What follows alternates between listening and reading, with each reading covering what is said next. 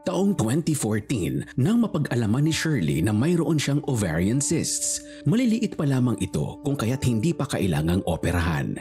Sa paanyaya ng isang kaibigan, nanood si Shirley ng The 700 Club Asia at nahikayat na tumawag sa CBN Asia Prayer Center. Yung week na yon, may mga lumabas sa akin talaga na yung parang atay ng manok. Then yung bumalik ako sa kanya, yung sabi nga ni doktora na lumiit. Ngunit makalipas ang 10 taon, nakaranas si Shirley ng matinding pagsakit ng kanyang tiyan.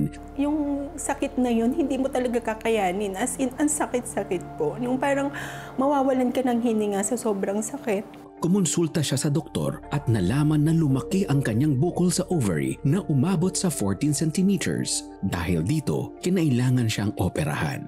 Magugulat ka syempre kasi hindi mo inaasahan na meron kang ganun. Ang una ko talagang tinawag, sabi ko, Lord, sabi ko, bakit ako nagkaroon ng ganito? Mahigit 120,000 pesos ang kailangan para sa operasyon. Kung kaya't naisip niyang magpa-second opinion, nais niyang idaan na lamang ang gamutan sa pamamagitan ng pag-inom ng supplements at pagkain ng organic foods. Subalit hindi roon nagtapos ang sakit ni Shirley. Binigyan po ako ni doktora ng pain reliever. Ininom ko po yung isa kasi sobrang sakit talaga. Hindi mo talaga kaya yung sakit na yun. Nasa ganitong sitwasyon, nang nasumpungan muli ni Shirley ang programang The 700 Club Asia sa live telecast nito. Nahikayat siyang tumawag at nakausap ang reverb worship artist na si Josel Feliciano na siyang nagdasal para sa kanyang kagalingan. Naramdaman ko na talaga na miracle yun kasi nakatulog ako that time dire-diretso. Doon na po nag-start na nawala po yung sakit ng tiyan ko.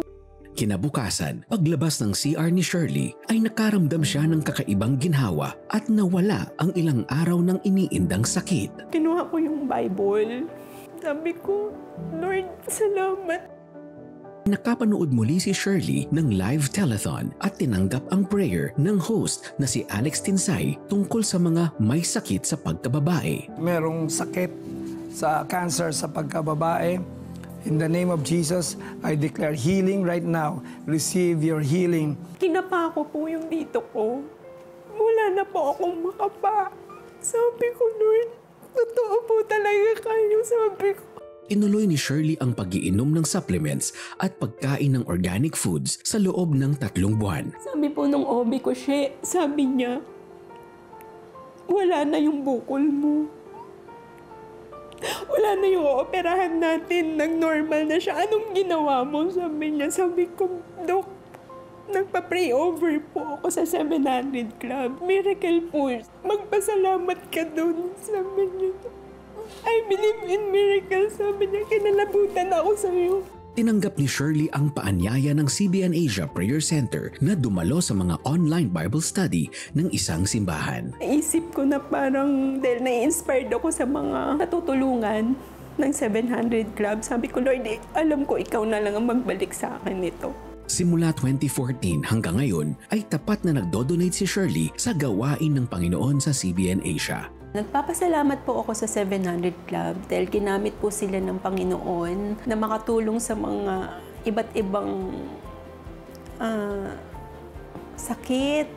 Masaya na ako kasi that time na yung galing sa lungkot, nawala na yung sakit ko talaga.